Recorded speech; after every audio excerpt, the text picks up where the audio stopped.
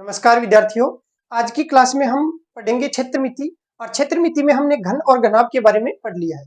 आज हम चर्चा करेंगे, नया टॉपिक है और नई आकृति है बेलन। बेलन के बारे में आप सब जानते हैं, ये जो है वो बेलन है और ये खाना बनाने से लेके और आदमी को सिलेंडर करने के काम तक आता है। इस कारण से इसी आकृति को हम सिलेंडर भी कहते हैं। पहले बचपन में माँ इससे पीटती थी और अब शादी होने के बाद में आप समझते हैं कौन पीटती है। तो इस आकृति के बारे में आज हम पढ़ने वाले हैं। तो सबसे पहले आप हेडिंग लिखेंगे सिलेंडर या बेलन।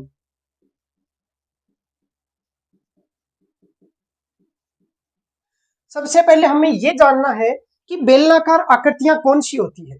वो आकृतियां जिनका आधार एक वर्त होता है। अब वर्त आधार कैसे हो सकता है, तो मैं आपको एक उदाहरण के माध्यम से समझाता हूं। एक ऐसी आकृति लेते हैं जिसका आधार वर्ताकार हो। जैसे मान लीजिए टिफिन का एक ढक्कन है, तो ये बिल्कुल वर्ताकार आकृति का होता है। अब इस आकृति को आप सीधा करें ऐसे, और इसके ऊपर आप दूसरी वर्ताकार आकृति रखते हैं। जैसे आपने एक ढक्कन के ऊपर दूसरा ढक्कन रखा और ऐसे ही आप ऊपर से ऊपर इसके ढक्कन रखते गए तो एक बेलनाकार आकृति का निर्माण होता है। जैसे आपने इसके ऊपर एक आकृति और रख दी, ऐसे ही आप h ऊंचाई तक एक वर्त है, वर्त के ऊपर दूसरा वर्त रखा, उसके ऊपर तीसरा वर्त रखा, उसके ऊपर चौथा वर्त रखा। ऐसे ही आप वर्त के ऊपर वर्त रखते जाओगे तो एक बेलन का निर्माण हो जाएगा। कैसे होगा देखते हैं।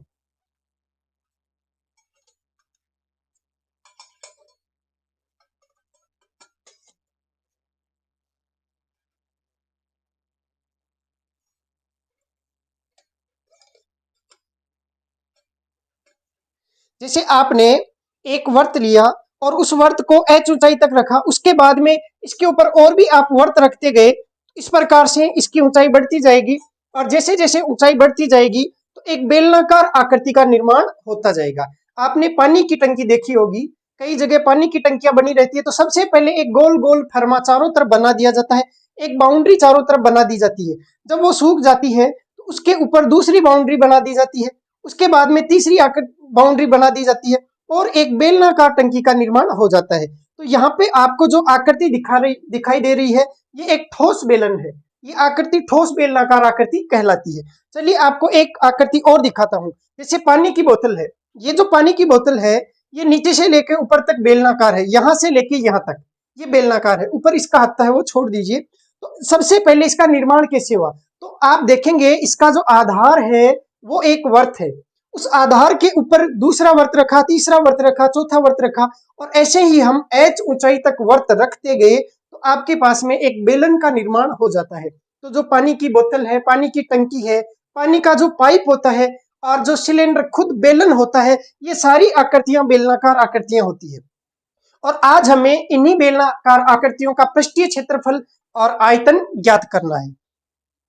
जैसे मान लीजिए ये कोई पानी की बोतल है और या आप इसे पानी की टंकी मान सकते हैं। तो इसके अंदर कितना पानी आएगा, जैसे फिलहाल ये लगभग भरी हुई है, आपको यहाँ तक इसमें पानी दिखाई दे रहा है। तो यहाँ से लेके यहाँ तक जो मान लीजिए ये 15 सेंटीमीटर ऊंचाई है, मान लो इसको, तो 15 सेंटीमीटर ऊंचाई है और मान लीजिए 3.5 सेंटीमीटर इसकी त्रिज्या है। तो इस बोतल के अंदर कितना पानी आएगा, तो ये हम ज्ञात करेंगे आज की क्लास में। और इसके अंदर कितना पानी आ रहा है वो कहलाता है इसका आयतन। और यहां से यहां तक मतलब ये बोतल बनाने में कितना मटेरियल बाहर की तरफ यूज हुआ है, जहां पे इसके रेड कलर किया गया है चारों तरफ। तो ये जो रेड कलर किया हुआ है बेलनाकार है, वो जो क्षेत्रफल है वो कितना है। अब इसमें आप दो चीज पढ़ेंगे, एक तो होता है देखो पृष्ठीय क्षेत्रफल और एक होता है केवल मतलब एक होता है संपूर्ण पृष्ठीय क्षेत्रफल और एक होता है वक्र पृष्ठीय क्षेत्रफल। तो पृष्ठीय क्षेत्रफल को दो हिस्सों में हम बांटेंगे। एक वक्र, वक्र का मतलब होता है घुमावदार। जैसे हम इसके हाथ फिराएंगे तो हमारा हाथ ऑटोमेटिक घूम जाएगा। तो जहां पे सरफेस घुमावदार होती है वो सरफेस कहलाती है वक्र पृष्ठ। और जो सरफेस बिल्कुल सीधी होती है, जैसे इसका जो नीचे का तल है वो बिल्कुल सीधा है, अगर आप हाथ फिराएंगे तो आपका हाथ ऑटोमेटिक घूमेगा नहीं, मतलब ये सीधी जो आकृति है तो वो कहलाता है सीधा पृष्ठ और ये कहलाता है वक्र पृष्ठ। अगर हम सीधे पृष्ठ को और वक्र पृष्ठ को जोड़ दें तो हो जाता है संपूर्ण पृष्ठ और इसका क्षेत्रफल ज्ञात करना ही कहलाता है संपूर्ण पृष्ठीय क्षेत्रफल ज्ञात करना। तो आज की क्लास शुरुआत करते हैं अब से। सबसे पहले देखते हैं सिलेंडर या बेलन कैसा होता है। अगर मान लीजिए कोई वर्त है और इस वर्त के ऊपर वर्त रखा जाए, जैसे ये दूसरा वर्त आपने रखा और उसके बाद में तीसरा वर्त रखा, उसके बाद में चौथा वर्त रखा, इसी प्रकार से h ऊंचाई तक वर्त के ऊपर वर्त आप रखते गए तो एक बेलन का निर्माण होता है, या आप कह सकते हैं एक बेलनाकार आकृति का निर्माण होता है। तो यहाँ पे जो आकृति आपको दिखाई दे रही है ये एक बेलनाकार आकृति है और इसका निर्माण भी आप जान चुके हैं, वर्त के ऊपर वर्त, वर्त के ऊपर वर्त रखने से हुआ है। अब थोड़ा सा हम वर्त का प्रयोग यहाँ पे करेंगे, क्योंकि इस बेलन में जो पृष्ठीय क्षेत्रफल है और जो आयतन है उसमें हमें वर्त की मदद लेनी पड़ेगी। तो मैंने शुरुआत में आपको बताया था कि एक वर्त है उसके ऊपर आपको वर्त रखना है। जैसे ये आपने एक ढक्कन लिया और इसके ऊपर दूसरा ढक्कन रखा, तभी तो बेलन का निर्माण हुआ है। तो पहले हम इस वर्त के बारे में जानते हैं।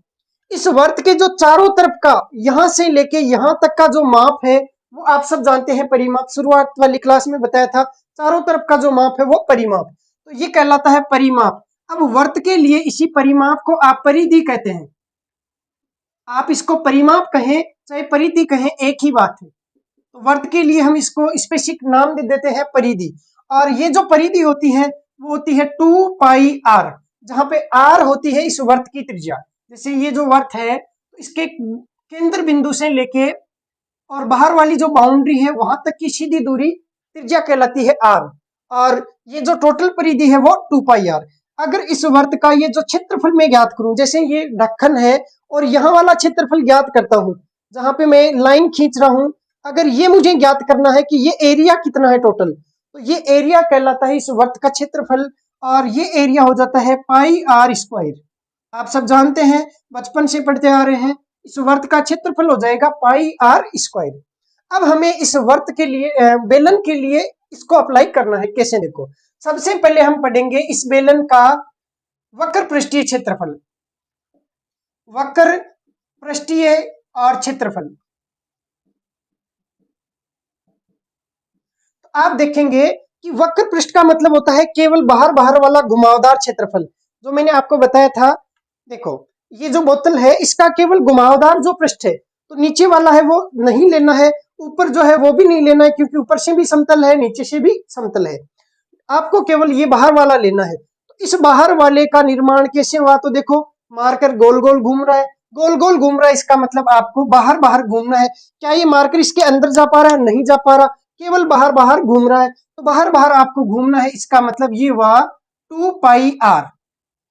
तो जैसे ही आप 2 पाई आर चलेंगे तो ये एक राउंड कट जाएगा। अब आपको h ऊंचाई तक जाना है, तो आपने एक चक्कर पूरा किया, मतलब एक वर्त रखा, फिर उसके बाद में दूसरा वर्त रखा तो फिर से 2 पाई आर, उसके बाद में तीसरी बार 2 पाई आर और चौथी बार 2 पाई आर। इस बोतल का निर्माण कैसे करते हैं? वैसे ही करते हैं जैसे हम एक टंकी बनाते हैं। तो पानी की टंकी बनानी है तो 2 पाई आर, उसके ऊपर 2 पाई आर और उसके ऊपर 2 पाई आर, ऐसे ही आपको h ऊंचाई तक रखना है। इसकी ऊंचाई h है तो ये हो जाएगा 2 पाई आर h। ठीक, इसे नोट कर लीजिए।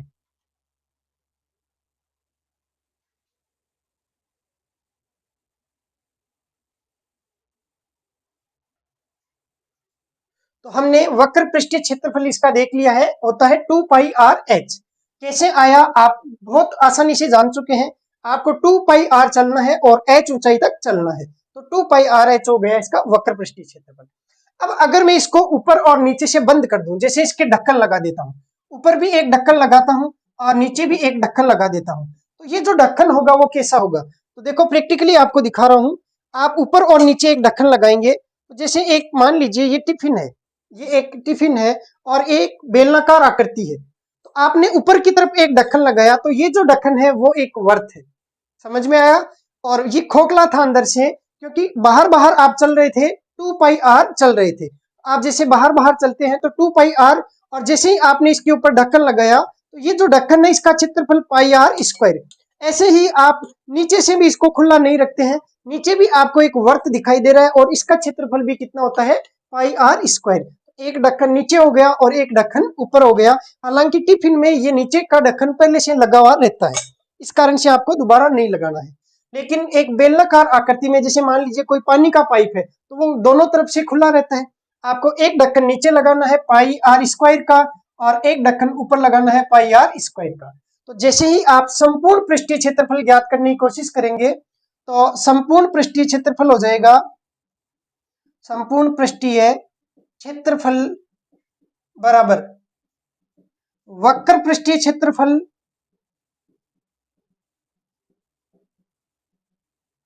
प्लस यहां और यहां वाले ढक्कन, तो 2 बार आ गया पाई आर स्क्वायर। वक्र पृष्ठीय क्षेत्रफल है 2 पाई आर एच प्लस ये हो गया 2 पाई आर स्क्वायर।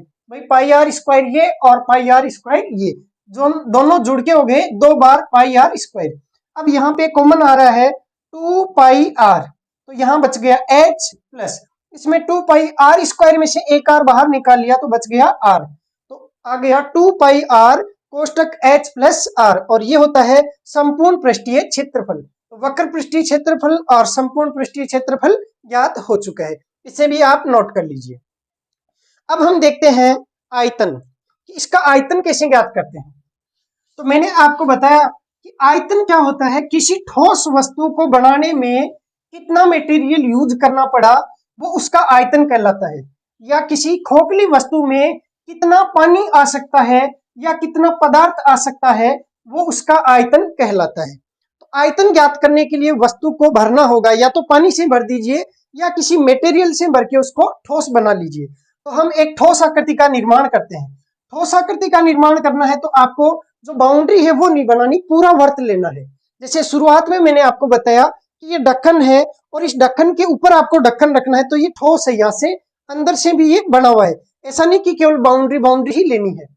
आपको अगर खोखला बेलन बनाना है तो सबसे अच्छा तरीका होता है जो चूड़ियां होती है तो उसके ऊपर दूसरी चूड़ी रखो, उसके ऊपर तीसरी, तो ऐसे एच ऊंचाई तक आप रखोगे तो एक खोखले बेलन का निर्माण हो जाएगा। ठोस बेलन का निर्माण करना है तो वर्त के ऊपर वर्त आपको रखना होगा। तो ये जो वर्त है इसका क्षेत्रफल हो जाएगा पाई आर स्क्वायर, इसका क्षेत्रफल पाई आर स्क्वायर। इसको एच ऊंचाई तक रखना है, तो दूसरी बार आपने रखा वो भी पाई आर स्क्वायर, तीसरी बार रखा वो भी पाई आर स्क्वायर। ऐसे ही आपको कहां तक रखना है, एच ऊंचाई तक रखना है। तो ये जो एच ऊंचाई तक रखा तो इसका आयतन होता है आधार का क्षेत्रफल और गुणा ऊंचाई। तो आधार का क्षेत्रफल, आधार है वर्ताकार और वर्त का क्षेत्रफल होता है पाई आर स्क्वायर और ऊंचाई हो गई एच, तो आयतन हो गया पाई आर स्क्वायर एच। आप नोट कर लीजिए बेलन का या ठोस बेलन का आयतन, ठोस बेलन का आयतन बराबर पाई आर स्क्वायर एच, इसे आप नोट कर लीजिए। अब हम देखते हैं कि जब किसी बेलन के अंदर बेलन हो या हम कहें खोखला पाइप हो और उस पाइप की कुछ मोटाई हो, तो उस स्थिति में कैसे पृष्ठीय क्षेत्रफल ज्ञात करते हैं और कैसे आयतन ज्ञात करते हैं वो हम सीखते हैं। तो एक डायग्राम देखो आपको बना के दिखाता हूं।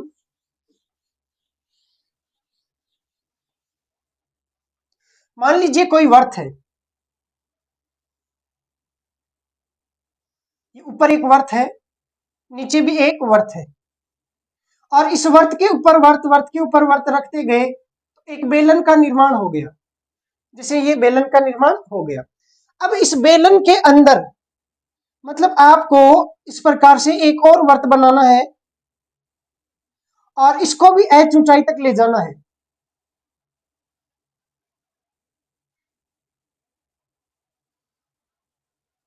ये लो, यहाँ पे भी एक वर्त बनाना है। तो एक पाइप का निर्माण हो चुका है और ये जो पाइप है यहाँ पे तो इसके मटेरियल है। जैसे मैं इसको ऐसे दर्शाता हूं कि यहाँ पे पदार्थ है और अंदर से ये खोखला है। जैसे यहाँ पे मटेरियल है पूरा,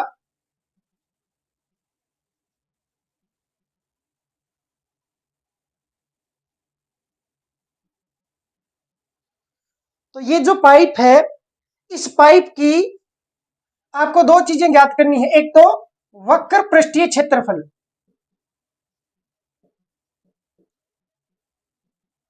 और एक ज्ञात करना है संपूर्ण पृष्ठीय क्षेत्रफल।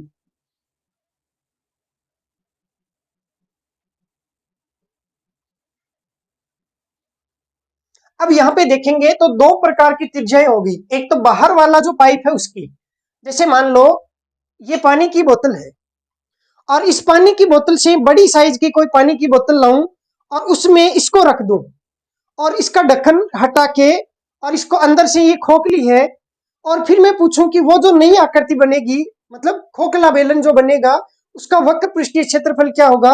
तो एक तो उसके बाहर वाला हो जाएगा और एक इसके अंदर वाला हो जाएगा। देखो अभी बताते हैं कैसे होगा। ये जो बेलन है आप इसको बाहर से देखेंगे, यहां से, तो यहां से ये घुमावदार आकृति है। तो इसके बाहर वाले वर्त की, मतलब सबसे पहले आपने आकृति बनाई, एक वर्त बनाया, और उस बाहर वाले वर्त की त्रिज्या को कैपिटल आर से लिखते हैं, बड़े आर से लिखते हैं। तो यहां से लेके यहां एच ऊंचाई तक इसको बनाया था। अब जितनी त्रिज्या नीचे उतनी ही त्रिज्या ऊपर तक, क्योंकि बराबर रखनी है। तो इसका वक्र पृष्ठीय क्षेत्रफल हुआ था पाई 2πr, और आर कौन सा? कैपिटल, और ऊंचाई एच। इसका वक्र पृष्ठीय क्षेत्रफल था 2πr, और एच ऊंचाई तक है तो 2πrh।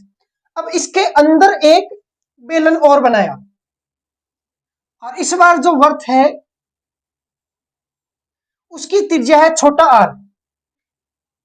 ये बाहर वाली है इसकी कैपिटल आर, और ये जो अंदर वर्त है छोटे वाला, तो इसकी त्रिज्या को मैं दिखाता हूं, यहां से यहां तक ये छोटा आर, और छोटे आर का कोई वर्त है उसको एच ऊंचाई तक ले गए, यहां तक, मतलब यहां से लेके यहां तक जो त्रिज्या है वो छोटी आर है। तो इसका अंदर की तरफ से आप थोड़ा सा विजुअलाइज कीजिए, इसको समझिए। अंदर की तरफ से जो वक्र पृष्ठ है यहां वाला, ये वाला, इसका क्षेत्रफल हो जाएगा 2π, और छोटा आर ऊंचाई है h। और यहाँ पे मटेरियल भरा हुआ है, जैसे मैंने इसमें भर रखा है, तो यहाँ पे आप हाथ नहीं लगा सकते अंदर की तरफ, आप केवल बाहर की तरफ हाथ फिरा सकते हैं, आप इसके अंदर की तरफ हाथ फिरा सकते हैं।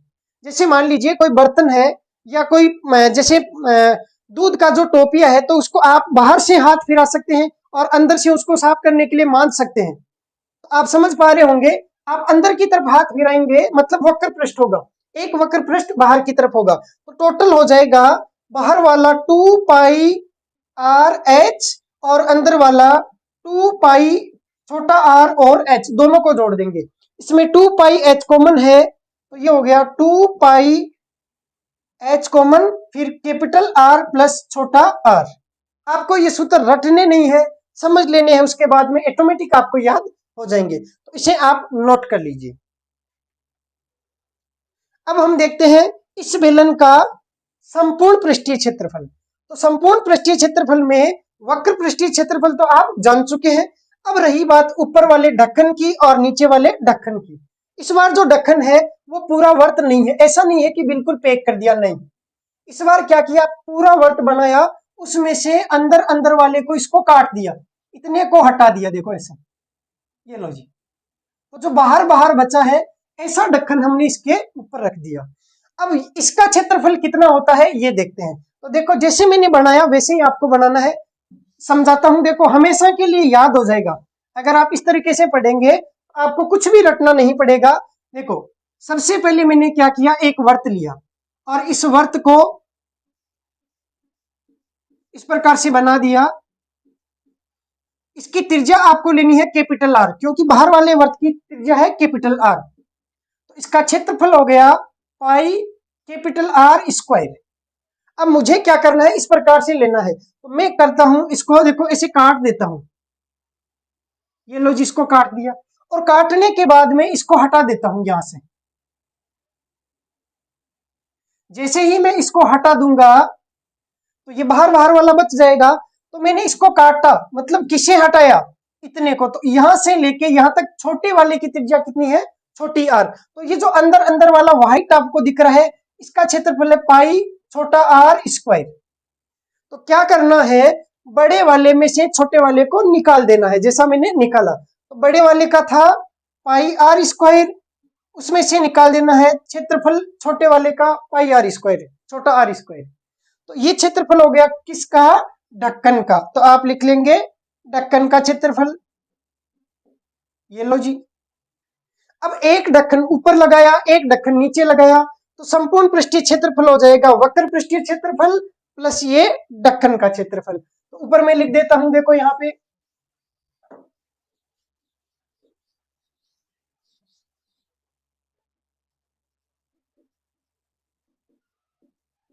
खोखले बेलन का संपूर्ण पृष्ठीय क्षेत्रफल बराबर वक्र पृष्ठीय क्षेत्रफल हो गया 2πh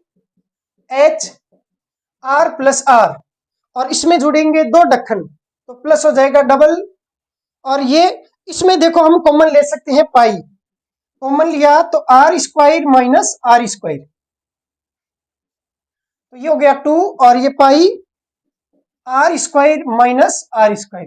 अब आपको रटना नहीं है, इसका जो क्षेत्रफल है इसको रटना नहीं है, बस ध्यान से समझना है। वक्र पृष्ठीय होता है 2πr(h), तो 2πr(h) और r लेना है कैपिटल R, और अंदर वाले का भी जुड़ेगा तो 2πr(h), 2πr(h) और 2πr(h) जुड़े तो 2πh कॉमन आ गया r+r, समझ में आ गया। ऊपर ढक्कन नीचे ढक्कन, ढक्कन का क्षेत्रफल निकालना तो πr² बड़े वाले में से πr² छोटे वाला गठन है, तो पाई कॉमन आ गया r² माइनस r², एक ढक्कन ऊपर एक ढक्कन नीचे तो दो बार आ गया, सिंपल हो गया याद। अब आप कभी भी इसको नहीं भूलेंगे, नहीं तो इतना बड़ा सूत्र याद करने में आपको टाइम भी लगता है और वापस भूल भी जाते हैं, लेकिन अब नहीं भूलेंगे। अब इसका अगर आयतन पूछे तो आयतन तो बहुत इजी है, अगर आपको केवल इसका आयतन पूछे बाहर वाले पाइप का तो वो भी ज्ञात कर सकते हैं, और अंदर वाले खोखले पाइप का पूछे तो वो तो बहुत ही आसान है, वो भी ज्ञात कर सकते हैं। अब हम देखते हैं खोखले बेलन का आयतन ज्ञात करना, बहुत ही आसान है, अगर ये सूत्र याद हो गए उसके बाद में सवाल सोल्व करने में आपको कोई भी प्रॉब्लम नहीं आएगी। तो सबसे पहले आपने कैपिटल R त्रिज्या का एक बेलन बनाया और उसके अंदर एक स्मॉल r त्रिज्या का बेलन बना दिया, इसकी त्रिज्या है छोटा r। अगर आपको इस पाइप का आयतन ज्ञात करना है, ये लो जी, केवल यहां वाले का, तो कैसे ज्ञात करेंगे। सबसे पहले मैं एक काम करता हूं,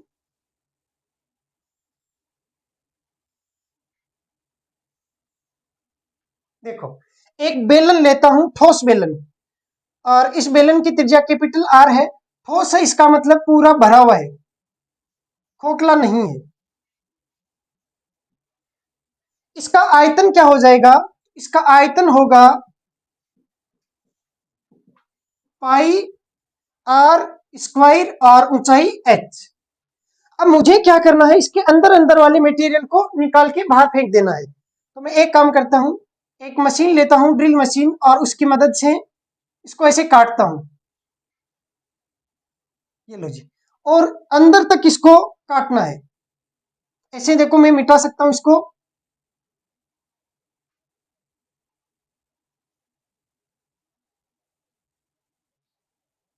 ये लो जी, इसको मैंने बाहर निकाल लिया, ये जो अंदर से काटा इसको बाहर निकाला एक बार के लिए, तो देखो ऐसे बन गया।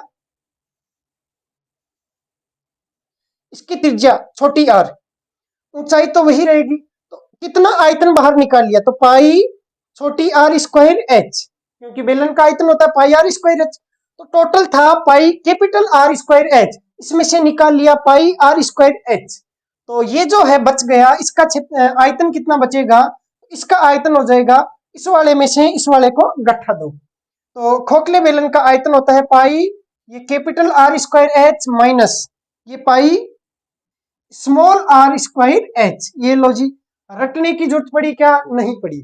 तो आप कभी भी जैसे फ्री हो, जब आपकी एग्जाम हो जाए, या फिर मान लीजिए आपकी एग्जाम बाद में है, फिलहाल आप कोई एक ऐसी एग्जाम की तैयारी नहीं कर रहे हैं जो जल्दी है, तो आपको अगर टाइम मिले तो आप एक बार सुपर 30 मूवी है वो जरूर देखना।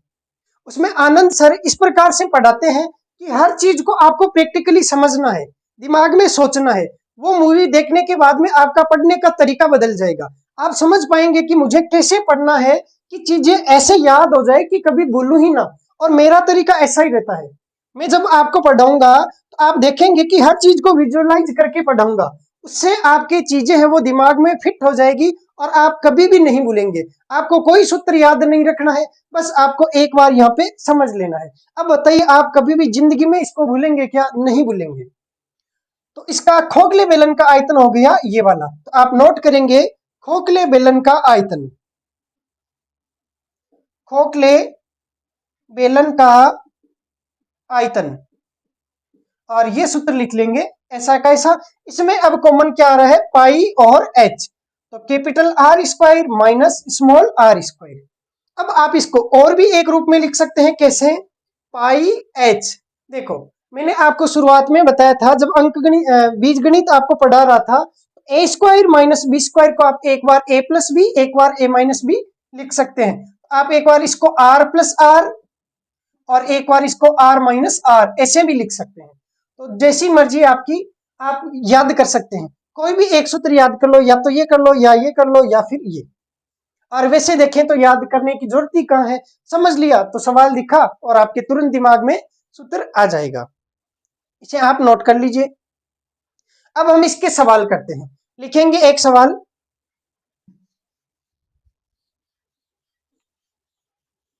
एक सवाल लिखिए, एक बेलन की त्रिज्या 7 सेंटीमीटर, एक बेलन की त्रिज्या 7 सेंटीमीटर एवं ऊंचाई 10 सेंटीमीटर है। एक बेलन की त्रिज्या 7 सेंटीमीटर एवं ऊंचाई 10 सेंटीमीटर है। तो सबसे पहला वक्र पृष्ठीय क्षेत्रफल, दूसरा संपूर्ण पृष्ठीय क्षेत्रफल, और तीसरा आयतन ज्ञात करें। ये तीन चीजें आपको बतानी है। तो सबसे पहले देखेंगे वक्र पृष्ठीय क्षेत्रफल क्या होता है। तो वक्र पृष्ठीय क्षेत्रफल आपने पढ़ा है 2 पाई आर एच, तो बहुत ही आसान है, 2 पाई आर और ऊंचाई एच। अब मैंने आपको बताया त्रिज्या कितनी 7 सेंटीमीटर, ऊंचाई कितनी 10 सेंटीमीटर। मान रख दीजिए, आपने रखा 2 पाई का मान होता है 22/7 गुणा आर, आर का मान कितना है 7 गुणा ऊंचाई कितनी है 10, 7 से 7 कट गया, 22 गुणा 2 44 को 10 से गुणा किया 440। लेकिन इकाई क्या आएगी, यहाँ पे लिखा हुआ है क्षेत्रफल, तो याद रखिएगा क्षेत्रफल किसी भी चीज का हो इकाई हमेशा स्क्वायर में आती है। तो यहाँ पे सेंटीमीटर, ये भी सेंटीमीटर, तो इकाई आएगी सेंटीमीटर स्क्वायर में। या आप इसको 440 वर्ग सेंटीमीटर भी लिख सकते हैं, क्योंकि इसी स्क्वायर को हिंदी में कहते हैं वर्ग और इस सीएम को कहते हैं सेंटीमीटर। अब आपको पढ़ना है संपूर्ण पृष्ठीय क्षेत्रफल। तो आप जानते हैं pi r 2 pi r h, 2 pi r h plus उसमें दो ढक्कन ऊपर वाले और नीचे वाले जुड़ गए थे। एक ढक्कन का पाई आर स्क्वायर, तो दो का हो गया था पाई आर स्क्वायर एच, एक का पाई आर स्क्वायर, सॉरी एच नहीं, पाई आर स्क्वायर, और दूसरे का भी पाई आर स्क्वायर, तो जुड़ के हो गया 2 पाई आर स्क्वायर। अब इसमें आप चाहें तो कॉमन ले लो, नहीं तो वैसे आपको अगर याद हो गया है तो 2 pi r h plus are, ये बचपन से याद रहता है, नहीं तो ये आप लिख सकते हैं। तो मान रख दीजिए 2 पाई का मान हो गया 22/7, आर का मान 7, और कोष्टक में एच प्लस आर, एच है 10 प्लस 7, 10 प्लस 7 हो गए 17, ये हो गया 2 गुणा 22/7 गुणा 7 और गुणा 17, 7 से 7 कट गया, 22 दूना 44, 44 को आपको 17 से गुणा करके लिख देना है। आप ये खुद करेंगे, 44 गुणा 17, और जो भी आएगा वो सेंटीमीटर स्क्वायर में आ जाएगा। ठीक है, अब आपको देखना है आयतन। आयतन कैसे ज्ञात करेंगे, तो सूत्र है pi r square h, pi r square h. मान रख दीजिए, पाई का मान 22/7, आर स्क्वायर तो 7 गुणा 7 और ऊंचाई 10, 7 से 7 कट गया, 22 को 7 से गुणा किया और उसको 10 से गुणा किया, उत्तर आ जाएगा। इकाई क्या आएगी, आयतन की इकाई हमेशा क्यूब में आती है, इसलिए आएगा सेंटीमीटर क्यूब। ये कैलकुलेशन आप खुद कीजिए ताकि आपकी प्रैक्टिस अभी से स्टार्ट हो जाए। ठीक है, अगला सवाल लिखिए, एक बेलनाकार पाइप जिसकी बाहरी त्रिज्या, एक बेलनाकार पाइप जिसकी बाहरी त्रिज्या 10 सेंटीमीटर एवं आंतरिक त्रिज्या 7 सेंटीमीटर है। एक बेलनाकार पाइप जिसकी बाहरी त्रिज्या 7 सेंटीमीटर, सॉरी 10 सेंटीमीटर एवं आंतरिक त्रिज्या 7 सेंटीमीटर है और ऊंचाई 20 सेंटीमीटर है। एक बेलनाकार पाइप जिसकी बाहरी त्रिज्या मतलब कैपिटल आर 10 सेंटीमीटर एवं आंतरिक त्रिज्या मतलब स्मॉल आर 7 सेंटीमीटर एवं ऊंचाई 20 सेंटीमीटर है। तो सबसे पहला वक्र पृष्ठीय क्षेत्रफल क्या होगा, और दूसरा आयतन क्या होगा। पहला वक्र पृष्ठीय क्षेत्रफल क्या होगा और दूसरा आयतन क्या होगा। तो सबसे पहले वक्र पृष्ठीय क्षेत्रफल के लिए 2 पाई आर एच बाहर वाले का, इस बाहर वाले का हो गया 2 पाई आर एच प्लस अंदर वाले का हो गया 2 पाई आर एच। बाहर वाला वक्र पृष्ठ प्लस अंदर वाला वक्र पृष्ठ जुड़ के हो गया इतना। कॉमन भी लिख सकते हैं 2 पाई एच, तो आर प्लस आर। मान रख देंगे 2 गुणा पाई का मान 22/7 गुणा एच का मान 20 और गुणा आर प्लस आर। आर कितना 10 प्लस 7 17। ये 2 गुणा 22/7 गुणा 20 गुणा 10 प्लस 7 हो गया 17। कैलकुलेशन आप खुद करेंगे और क्षेत्रफल इसलिए जो भी आएगा वो किस में आएगा, सेंटीमीटर स्क्वायर में आएगा। ठीक, अगला देखते हैं आयतन। आयतन ज्ञात करना है तो बाहर वाले बेलन के आयतन में से अंदर वाले बेलन के आयतन को घटा देते हैं। बाहर वाले बेलन का आयतन होता है पाई आर स्क्वायर एच, उसमें से घटाते हैं अंदर वाले बेलन के आयतन को, तो पाई आर स्क्वायर एच। ठीक है, खोखला कैसे बनाया, पहले पूरा बेलन लिया ठोस, उसमें से अंदर वाले को निकाल दिया, तो जो बाहर बाहर बच गया वो पाइप वाला बच गया। तो मान रखेंगे या कॉमन ले लेंगे पाई और एच, तो बचेगा R square minus R square. इसको यहाँ सोल्व करते हैं, पाई का मान 22/7, एच का मान 20 और आर स्क्वायर बड़े वाला आर स्क्वायर तो 10 का स्क्वायर माइनस 7 का स्क्वायर। आप खुद सरल करेंगे, आयतन आएगा किसमें, सेंटीमीटर क्यूब में। जो भी उत्तर आएगा वो सेंटीमीटर क्यूब में होना चाहिए, इसे भी आप नोट कर लीजिए।